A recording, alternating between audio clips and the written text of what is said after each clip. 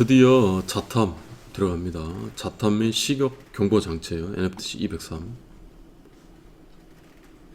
자, P형이 있고 R형이 있는데 이것은 제 설명을 듣고 한번 더 보시는 게 좋을 것 같아요. 여기 딱 보시면 이 수신기와 이 실선이 굉장히 많잖아요. 근데 R형은 보시면 중계기와 딱 이렇게 돼 있으면 여기서 딱 신호선 딱 두 가닥밖에 안 들어와요. 아무리 이게 늘어나도 로컬 구역이. 그걸 이따 설명드리기로 하고, 이 설치 대상은 완벽하게 외우셔야 됩니다. 법령 때 보도록 하겠습니다. 이런 것들 이제 시험에 나왔죠.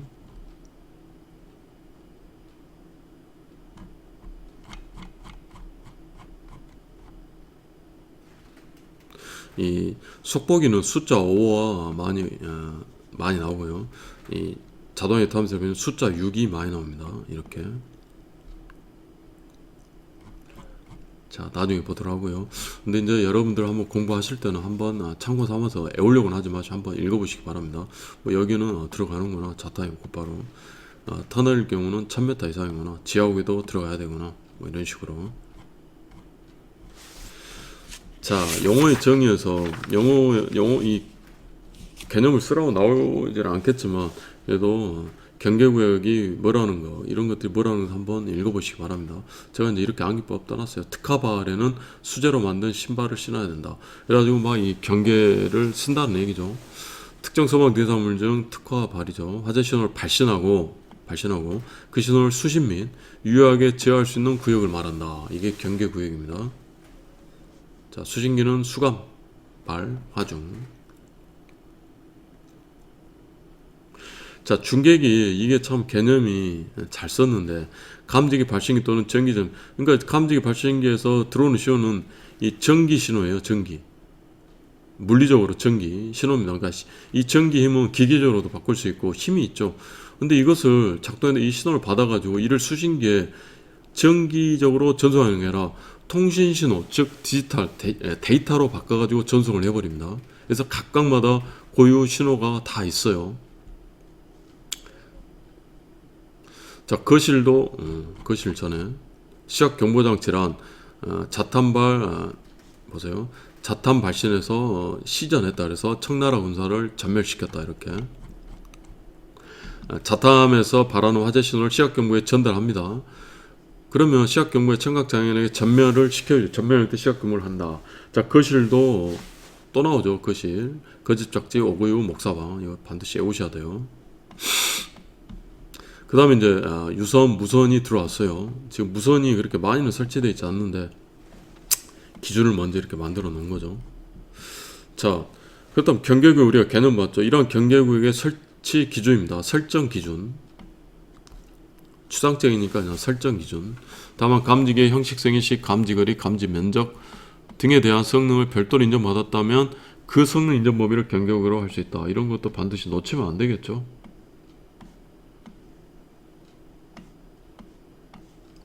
그러니까 이게 절대적인 건 아니라는 얘기예요. 근데 이 단서가 없다면 이대로 간다는 얘기죠. 자, 하나의 경계구역. 이런 것은 놓치 말, 녹색으로 해놔야겠죠. 하나의 경계구역, 하나의 경계구역, 하나의 경계구역 이렇게.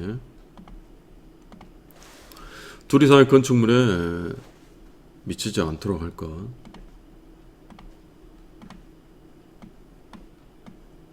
이렇게. 자, 그리고 둘 이상의 층에 미치지 않도록 할 것. 다만 500제곱미터 이하의 범위 안에서는 두 개의 층을 그냥 묶어서 하나의 경계구역을 할 수 있다는. 자, 근데 수평적 경계구역은 둘 이상의 층이 미치지 않다. 이게 맞는데 수직적 경계구역은 두 개, 세 개, 네 개 이상의 층이 미치고 있죠. 그래서 연필로 적어놓으세요. 수직적 경계구역에는 적용하지 않습니다. 그런 말이 없다 하더라도. 자, 하나의 경계구역의 면적은 600제곱미터 이하로 한다. 그리고 한 변의 길이도 50m 이하로 한다. 이렇게. 하지만 이게 예외가 몇 가지 있겠죠. 뭐 도로 터널이라든가. 그쵸? 자, 근데 600점 이하에서 여러분들이 이제 공부를 그래서 처음에 1회 독을 빨리 하시고 2회, 3회, 그 다음에 다른 어떤 과목들, 점검 실무라든가 설계 시공을 하시면 설계 시공이라든가 법령. 지금 우리 이거 지나쳤잖아요. 이것도 법령 이거 외워야 되는데. 자, 그러니까 1회 독 때는 좀 빨리 이렇게 보고 2회 독 때 통합적으로 계속 이 채워 나가야 된다는 거예요. 처음부터 막 이렇게 너무 파고들면 안 되고, 다만 처음에는 제대로 이해하면서 부족한 부분을 채워 드려야 되고, 이런 역할은 이제 강사가 해야겠죠. 자, 어쨌든 600 좀 더 이해하는데, 여러분들 초보자가 아니라 목욕샤워를 다 하시잖아요. 목하고 욕샤워로 해야겠죠. 그래서 목욕실이죠. 목욕실은 감지기 설치가 제외가 돼요. 자, 욕조 있잖아요. 화장실 가면 욕조가 있는 경우도 있잖아요. 욕조 저는 좋아하는데, 여러분도 한번 해보세요. 말 나오면 오늘 뻘소리 너무 많이 하는데, 목욕할 때 쓰는 고체로 되어 있는데 딱 넣으면은 물에 녹는 거 있잖아요. 갑자기 목욕제라 하나요? 그거 비싼 것도 싼 것도 있는데 그냥 저렴한 거 사셔도 돼요. 향이 중요하니까. 이렇게 해가지고 물을 한 40도씨로 해가 너무 뜨겁게 말고요. 그래서 반신욕이라 합니다. 딱 이렇게 딱 누워지잖아요. 욕조가 있는, 대부분 다 욕조가 있으니까. 그럼 여기 배꼽에서 가슴, 젖꼭지 있는 부분까지 딱 잠겨요. 그럼 향을 맡으면서 저 같은 경우는 20분 넘기지 말아요. 저는 한 30분 정도 딱 있습니다. 유튜브 동영상 이때 보죠. 그럼 피로가 쫙 풀려요. 이게 욕조입니다. 목욕실은 목욕탕을 생각하시면 돼요. 목욕실은 단순히 욕조가 있는 화장실이 아니죠. 다르죠. 그래서 어떤 건물이 있으면 1층 빼고 2층, 3층이 목욕탕이다. 그러면 이 목욕탕 면적은 감지기 설치 면적에서 빼버립니다. 그쵸? 근데 제가 지금 왜 여기다 적고 있을까요? 하지만 경계구역 면적에는 목욕샤워 다 들어가요. 그러니까 목욕탕도 경계구역 면적에 들어간다는 얘기입니다. 그래서 지금 적어놓은 거예요. 목욕샤워. 욕조 또는 샤워 시설이 있는 화장실이에요. 그러니까 주인공은 이놈이죠, 이놈. 그래서 여기다 동그라미 치면 안 되는데. 왜 심표 찍었느냐 아시겠죠? 목욕, 샤워. 그래서 화장실이 주인공이에요. 목욕실이 주인공이고. 근데 아무 화장실이랑 면제된 게 아니라 욕조 또는 샤워시설이 있는 화장실은 감지기가 면제된, 감지기 면제. 경계구역 면적에는 산입. 그래서 여기는 들어가는 겁니다. 여기. 자, 다만 해당 특정 소방 대상물의 주된 출입구에서 그 내부 전체가 보이는 것에 있어서는 한 변의 길이가 50m 범위 내에서 1000m 이하로 할 수 있다. 이것은 이제 그 내부 전체가 보이면 화재가 발생했을 때 주 출입구에서 화재 발생 사항을 용이하게 확인할 수 있잖아요. 경계구역의 취지가 그거니까. 그래서 하지만 이 경우에도 이 길이, 한 변의 길이는 제한을 받습니다. 하지만 면적은 거의 한 2배가량 증가되죠. 그래서 저는 이제 이렇게 해왔고, 이거 숙제죠. 너무나 중요한 거고. 여기까지 다 쓰셔야 됩니다.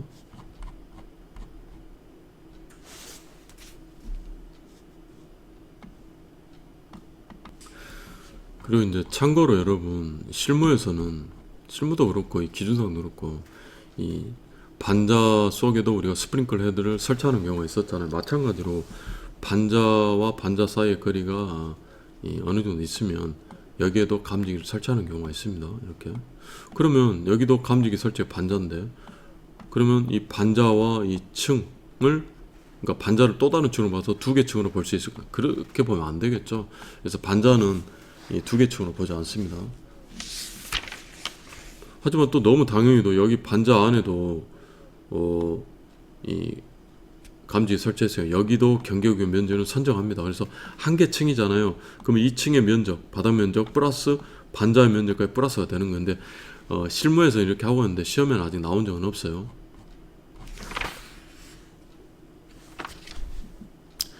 자, 이제 수익적 경계구역, 계단, 경사로, 엘리베이터 승강로, 곤상이실은 이제 뭔가 말아 올린다는 뜻이에요. 곤상기, 말아 올리는. 지금은 근데 말아 올리는 방식도 쓰지만 고장 이게 잘 나잖아요. 소리도 시끄럽고. 다른 방식, 뭐 유압식인가요? 그런 것을 쓰고 있죠. 또, 자, 린넨슈트는 높은 건물에서 이 빨래, 세탁물을 떨어뜨리는 이동과 아래층으로 이동시키는 역할을 합니다. 파이프 피트 및 덕트, 기타 이하선 부분에서는 별도로 경계구역을 설정한다. 이렇게 되어 있습니다. 자, 그런데 여기서 헷갈리면 안 되는 게, 하나의 경계구역을 계단 및 경사로는 사람이 피난을 해야 되잖아요. 적어 놓으세요. 이 높이 45m 이하로 제한하고 있습니다. 하나의 경계구역을 수직인데. 그래서 이 이유는 이 적어 놓으세요. 피난 경로이므로 조기에 수직적 경계구역은 그리고 열감지기 설치하지 않아요. 연기감지기 설치합니다. 조기에 연기에 유입을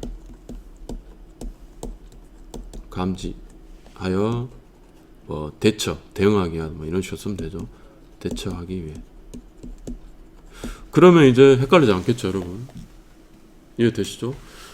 그 밖에 거, 리네시 파이프 피트, 덕트 이런 것들은 이런 취지와는 다르잖아요. 그렇기 때문에 그냥 아무리 길어도 그냥 하나로 본다는 얘기입니다.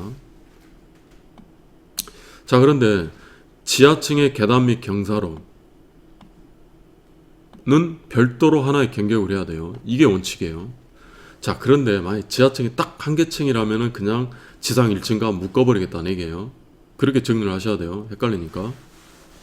자, 그리고 이제 계단도 건물이 이렇게 있으면 계단이 한 개소만 있는 경우도 있지만 두 개소, 세 개소가 있는 경우도 많이 있습니다. 자, 그런 경우에는 어떻게 할 것인가? 이때는 직통계단 외의 것에 있어서는 떨어져 있는 상하 계단의 상호 간의 수평이를 5m 이하로서 서로 간에 구획되지 아니한 것을 하는데 이와 같다. 이 말은 무슨 말일까요? 자, 이 계단들이 만약 직통 계단이라면 여기도 수직적 경계구 해야 되고 여기도 수직적 경계구 해야 됩니다. 자, 그런데 직통 계단 외의 것이라면 수평거리가 5m 이하로서 서로 간에 구획되지 아니한 것만 그냥 하나로 보겠다는 얘기예요. 여기 딱 근접해서 붙어있을 때. 이해되시죠? 그렇지 않고 또 이렇게 더 이것보다 더 떨어져 있다면 따로따로 보겠다는 얘기입니다. 여기는 뭐 피난 계단이라고 돼 있지 않잖아요. 그러니까 직통 계단일 필요는 없죠, 무조건.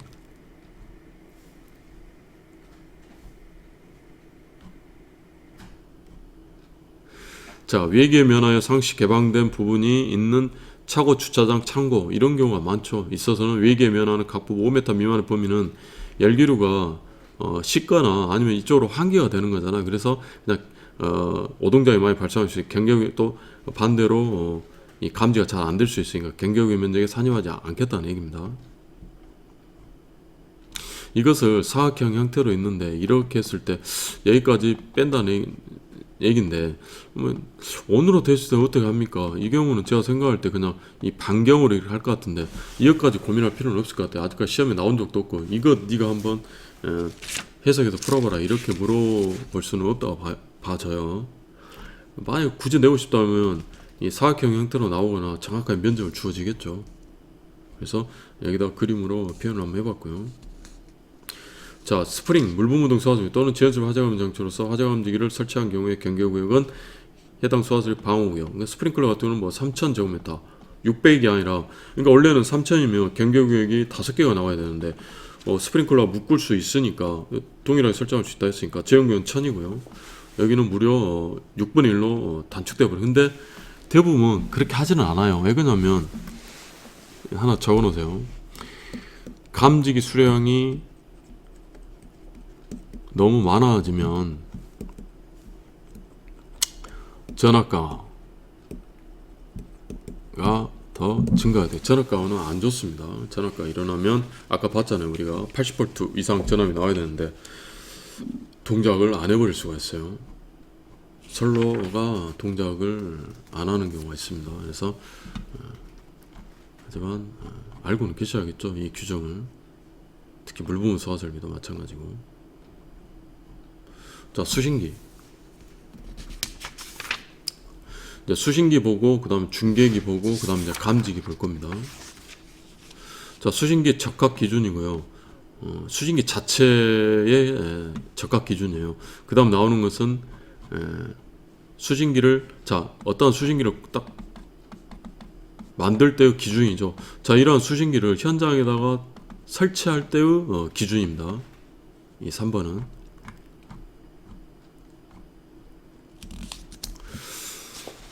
자, 많이 간략화됐죠. 전화선이 삭제됐어요. 전화 누가 요새 안 쓰죠. 전화선은 이 발신기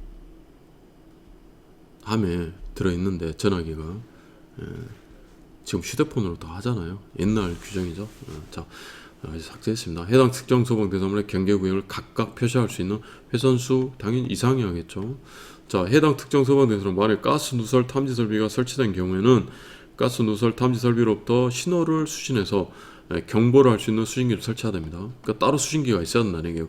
그렇기 때문에 가스 누설 탐지 설비에 수신부를 별도로 설치한 경우에는 제한다는 얘기입니다.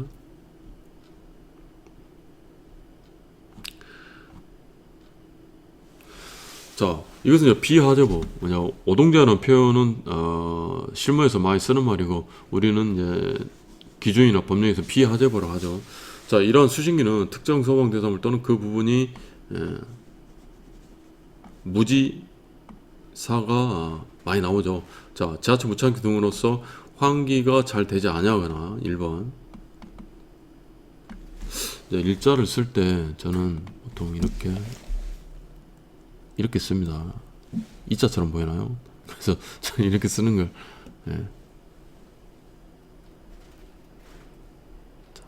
지하층, 무창층 등으로서는 환기가 잘 되지 아니하거나 여기까지 수식을 하는 겁니다. 또는 실내 면적이 40제곱미터 미만밖에 안 되는 장소 또는 감지계 부착면과 실내 바닷가이거나 2.3m 이하인 장소로서 그래서 여기는 1, 2, 3이 이제 다 여기를 수식하는 거예요. 자, 그러면서 플러스 일시적으로 발생한 열, 먼지 등으로 인하여 감지기가 화재 신호를 발신할 우려가 있는 때는 축적 기능 등이 있는 것을 반드시 설치해야 됩니다. 다만 241 단서, 241은 저는 외워버렸는데 강의하면서 불꽃 정문 복강화 다 추가 감지기를 말하죠. 이거는 비하적 방지용 감지기니까 그렇지 않다고 되어 있는 것이고, 자, 여기 이제 가로는 이중 축적은 하지 말아는 얘기예요. 축적형 감지기를 설치된 장소에는 감지기를 감시를 단속적으로 차단시켜. 이게 바로 축적형 수신기예요. 화재를 판단하는 방식 외의 것을 말한다. 그래서 이중 축적은 하지 말아는 얘기입니다. 이중 축적 방지 이렇게 적어놓으시면 돼요. 자, 수신기 설치 기준. 그래서 이게 이 감시 제어반에 비해서 많이 완화가 되어 있다는 얘기입니다. 이것도 보시면 상관하는 장소에 설치할 거 이래놓고 봐주고 있잖아요. 다만 사람이 상관하는 장소가 없다면 설치하면 안 된다가 아니라 관계인이 쉽게 접근할 수 있고 관리가 용이한 종사람 설치할 수 있다는 얘기입니다. 그 다음에 경계구역 일람도를 비치하라는 얘기고요. 자, 안기법은 일람도 하나은행에서 둘 이상의 소음이 발생해서 조작 스위치를 눌러 제거했더니 수희 아저씨가 감사의 표시를 했다. 종합선물 세트를 주면서 유효한 조치를 했다. 반드시 외우셔야 됩니다.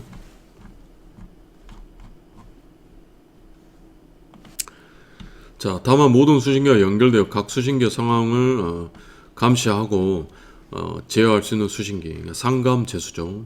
제어가 돼야 돼요. 제어가. 이걸 주 수신기라 합니다. 그래서 아파트에 각 동에 아파트 이제 이 관리소 있는 사무실에 이 종합 방제반이 딱 여기 수신기가 있고, 그러면서 또 각 동에 1동, 2동, 3동, 4동에 또 수신기가 있는 경우도 있어요. 근데 보통 이런 경우에 제어가 안 돼요. 제어가 안 됩니다. 그러니까 여기도 경계구 일람도를 다 비치를 해야 됩니다. 실무에서는 그렇게 해요. 만약 제어가 된다면 이 기준처럼 여기 주 수신기만 비치하면 되겠지만 제어가 안 되면 주 수신기가 아니라는 얘기입니다. 자, 향량색이죠. 수신기 음향기구는 그 음량 및 음색이 다른 기의 소음 등과 명확히 구별될 수 있어야겠죠. 그 다음에 감중발이 작동하는 경계구역을 표시할 수 있어야 되고, 자, 화재, 가스, 전기 등에 대한 종합반을 설치한 경우에는 해당 조작반의 수신기의 작동에 연동하여 감중발이 작동하는 경계구역을 표시할 수 있어야겠죠. 하나의 경계구역은 하나의 표시등 또는 하나의 문자로 표시되어야만 헷갈리지 않겠죠. 조작 스위치는 815. 자, 중요합니다. 이 두 개. 하나의 특정 소방 대상물에 둘 이상의 수신기를 설치하는 경우에는 수신기를 상호간 연동하여 화재 발생을 각 수신기마다 확인할 수 있도록 할 것. 그래서 이 경우가 주로 어떤 경우냐면 한 건물에 주 수신기가 뭐 1층이나 지하에 설치되어 있다 봤을 때요. 이 건물에 다중이업소가 있는 경우가 굉장히 많죠. 지금 건물들은. 그럼 다중이업소 수신기를 설치하는 경우가 많아요. 자, 이런 경우에 연동이 돼야 된다는 얘기입니다. 근데 현장 가보면 이 연동 릴레이를 다 빼놓는 경우가 많아요. 그 이유는 이게 다중이업소에서 화재가 발생했던 다른 층에서 화재가 발생, 직상 주선 경보가 실하면 바로 밑에 화재가 발생 한 경우 또는 일제 경보 방식이라면 어떤 층에서 화재가 발생해도 다중이업소에 신호가 연동이 되어 있죠. 그러면은 영상화면 차단 장치를 설치한 다중이업소라면 영상화면이 다 나가버리잖아요. 이제 그런 경우를 몇 번 겪다 보면 릴레이를 빼놔 버립니다. 이게 참 이 법규와 이 현장의 괴리인데, 그래서 어쩔 수 없죠. 이 노동자 때문에 이게 영상화면 차단 장치를 빼놓을 수는 없고, 근데 영상화면 경보는 울리되 영상화면 차단 장치는 떨어지지 않도록, 즉 다중이업소 이 영업장 내에서 화재가 발생한 경우에만 영상화면 차단 장치가 작동하도록 그렇게 한번 바꾸는 것이 어떤가, 개인적으로는 그런 생각이 듭니다. 자, 어쨌든 법규에는 이렇게 연동화로 되어 있어요. 자, 이게 새로 들어왔다는 겁니다. 비상보험 설비는 원래 있었어요. 그러니까 소급이 아니에요. 원래 있었는데 안 했기 때문에 나중에 하라고 피바람이 불었다는 거고, 이것은 이제 최근에 재작년에 들어왔잖아요. 그래서 소급은 되지 않는다. 그래서 한번 보시고, 자, 중계기를 하기 전에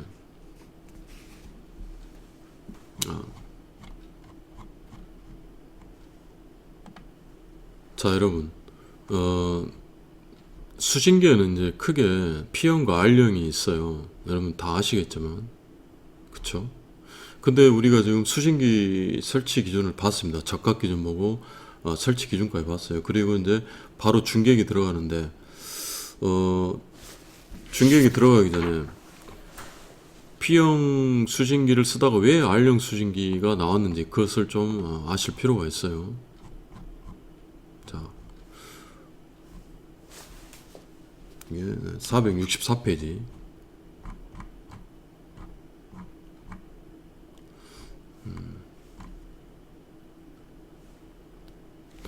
자, 그래서 하나 적어 놓으세요. 그냥 간단히 P형이 있고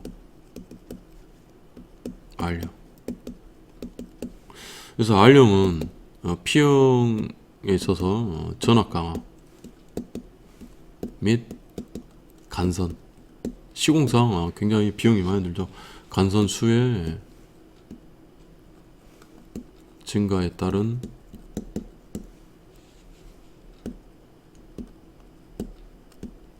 문제점을 타파 또는 문제점을 뭐 개선한다, 뭐 이런 식으로. 자, 전압 강화는 이제 설계 시공에서 중요하고, 전압 강화 점검 실무에 간단한 문제 나올 수 있는데, V는 IR이고, 그래서 R 값이잖아요. R 값이고, 이것을 다시 나타내면 I는, 자, 이것은 I 곱하기 R 값은 고유 저항값 동성을 쓰니까 이 순동을 씁니다. 순동에 이 고유 저항 표준값이라는 게 있어요. 이것을 로로 딱 나타냈을 때 로에 비례하고요. 그 다음에 S는 이 전선의 면적이에요. 면적에 비례하고 L이 바로 이 전선의 길이가 됩니다. 자, 근데 이 고유 저항 값은 정해져 있습니다. 순동의 고유 저항 값은 58분의 1 옴. 단위 면적당 밀리미터 제곱이죠. 그 다음에 메타당 이렇게 딱 정해져 있어요. 그 다음에 이것은 마치 효율처럼 도전율이 100%는 아니고 0.97인데, 그래서 이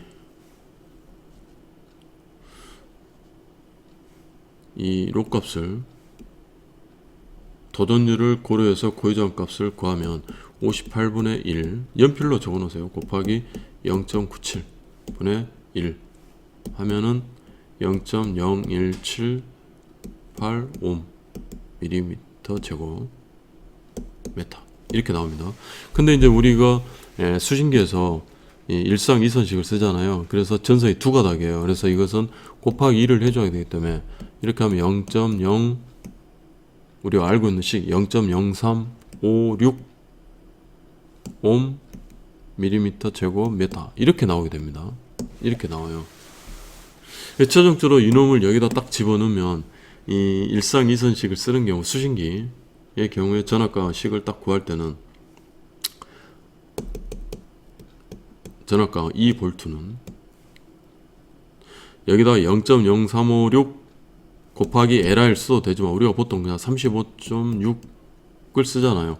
곱하기 L 곱하기 I 이렇게 하고, 그 다음에 여기는 A 또는 S라 표현합니다. 이건 밀리미터 제곱이죠.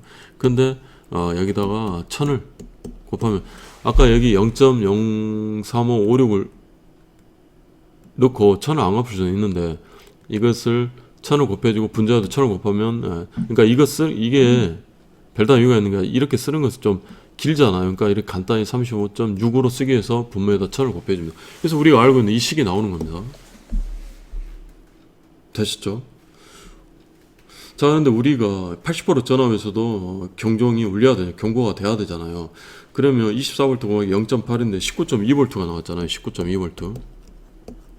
그럼 24V 마이너스 19.2V 하면 약 4.8V가 나와요. 그래서 이 말은 약 그냥 5V라 봤을 때 전압가가 5V 이상 나오면 이 시스템은 동작하지 않는 거예요.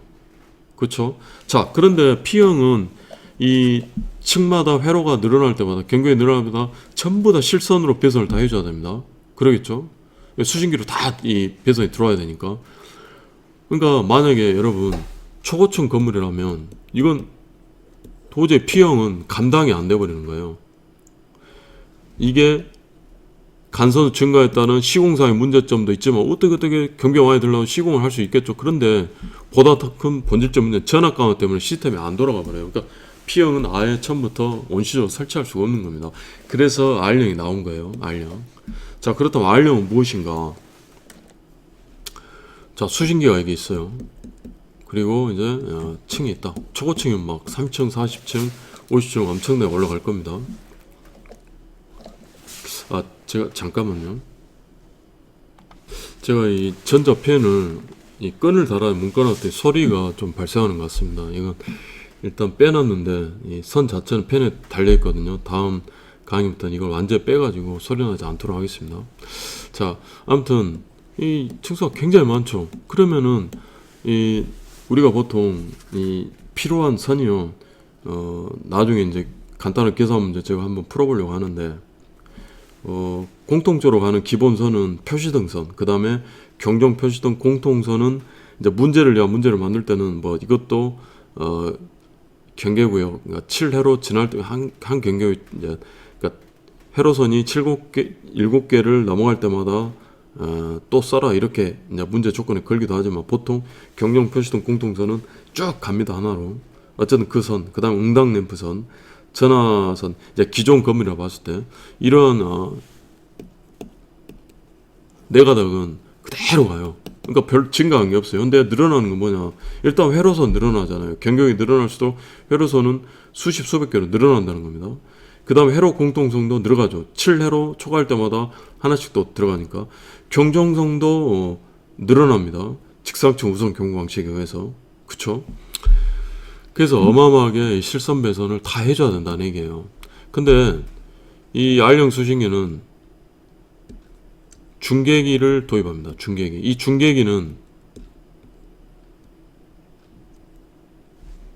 중계기가 이거죠. 갑자기 헷갈리는 중계기. 이건가요? 아무튼 도시교 여러분 날마다 연습하셔야 돼요. 자, 중계기는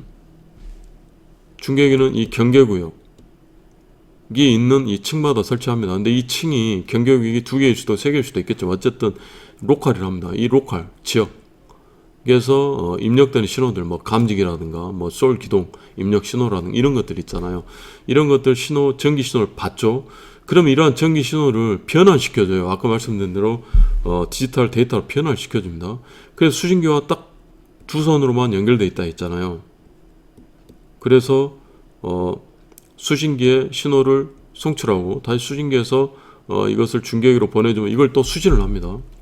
그래가지고 만약에 A회로 B회로 감지 찍힌 걸 전기적 신호를 받았다. 그러면 이것을 데이터 신호를 바꿔가지고 수신기로 고유 신호로 바꿔가지고 보내주고, 수신기는 여기에 따라서 출력을 해라 하고 중계기한테 딱 보내주잖아요. 그러면 2층에서 만약 발생했다면 요놈들은 못 받죠. 고유 신호가 아니니까. 요놈한테 고유 신호를 보내주면, 여기서 출력 신호를 보내주면 다시 이 출력 신호는 지금 데이터 신호죠. 통신 신호라고요. 이 통신 신호를 출력 신호, 전기 신호로 바꿔줘가지고 출력을 시켜줍니다. 이런 시스템이에요. 그러니까 여기서만 실선이 있지, 수신기와 중계기는 딱 두 선밖에 없어요. 아무리 구역이 늘어나도. 그러니까 여기가 깨끗하죠. 두 선밖에 안 올라가요. 이게 결정적인 차이입니다. 그래서 예제를 하나 들어드리면 연필로 그냥 적으세요. 연필로. 예를 들어서 뭐 지상 20층, 오늘 시간이 좀 너무 많이 지나 여기까지만 해야 되니까 지상 20층, 지하 5층, 그리고 지상은 층별 이해로이다. 이거는 제가 저작권이 있으니까 남사웅 교수님 책에 있는 문제라고 밝힙니다. 그냥 제가 그걸 그대로 인용을 한 거예요. 자, 지상은 층별 이해로가 있어요. 그리고 지하는 층별로 4회로요. 그러니까 경계구역이 4개란 얘기죠. 이거 적어놓으십시오. 연필로. 일 경우 P형 수신기의 간선수를 한번 구해보세요. 간선수는 이렇게. 자, 그리고 이제 조건에 기존 건물이고, 그러니까 직상 뭐 016인 경우에 우리가 외웠던 거 있잖아요. 그게 아니라 그냥 이 예전에 층호 3000인 경우에 직상층 우선경 방식이다 이렇게 하고요. 자, 기존 건물이고, 그 다음에 전화선도 있는 걸로 보고요. 기존 건물이니까. 그래서 직상 1계층 우선 경우방시다 이렇게 조건이 되어 있습니다. 자, 이런 경우에 첫 번째로 회로선부터 계산해야겠죠. 회로선은 지금 지상이 20층이니까 20층 곱하기 층별로 2회로라 했잖아요. 2회로. 자, 이거 플러스 그 다음 지하는 4계층이죠. 4층 곱하기 5층이죠. 5층 곱하기 4회로라 했죠. 그쵸? 이렇게 하면 회로선은 60선이 나옵니다. 자, 두 번째로 회로 공통선은 경계위 1가닥 초과하면은 그때마다 한 개씩이잖아요. 그래서 60 나누기 7을 해야겠죠. 그러면 이것은 8점 매치 나오는데 절상을 시켜야 되니까 이것은 9선이죠. 그쵸? 자, 세 번째 경종선. 자, 경종선은 직상 1계층 우선 경우시니까 이 층마다 경계구역 상관없이 층마다 한 회로씩 올라갑니다. 그러니까 지상은 20층 곱하기 1선에서 20선이에요. 자, 지하는요. 지하는 일정응보죠. 일정응보. 지금도 그렇고. 그러니까 지하는 몇 개 층이든 이것은 1선입니다. 그러니까 합 이것은 21선이 되죠. 자, 그 다음에 아까 제가 기본선 말씀드렸잖아요. 기본선 깔고 간다고. 표시등선, 경종 표시등 공통선, 그 다음 응당 램프선, 발신기 응당 램프선 항상 있어야 되고 표시등도 있어야 되잖아요. 발신기 표시등. 자, 그 다음에 전화선. 이것은 내선이죠. 내선은 그대로 올라간다는 얘기예요. 근데 어쨌든 이걸 다 합해 보니까 무려 94선이 필요하게 됩니다. 94선. 경종선 이거 이해 못 하시면 안 돼요. 예전에 이제 어떤 분이 질문하셨는데 이거 직상층 우선 경우 하시니까 매 층마다 있어야 한다는 얘기입니다. 지상은. 근데 지하는 일자형보니까 한 선만 있으면 되고. 자, 이거 지울게요. 이거 다 적으세요. 연필로. 자, 그러면 R형을 파란색으로 한번 접어. 만약에 R형이라면 어떨까요? 만약에 if R형이라면 지금 제가 이것을 아까운 시간 쪼개서 하는 이유가 있어요. 여러분 꼭 적어놓으시고 공부하세요. 지금 저도 이 보조 인력이 지금 14명이나 되잖아요. 모르는 직원들이 너무 많아요. 경력이 오래됐는데도. 이거 외에도 많은데 아무튼 이 진도에 따라서 가도록 하겠습니다. 점검 실무에서도 많이 할 거고요. 자, R형 설비라면 자, 결론적으로 93선이 P형이 필요했잖아요. P형은 93선. 몇 선이 필요할까요? 놀리지 마십시오. 8선밖에 필요하지 않습니다. 자, 계산해 볼까요?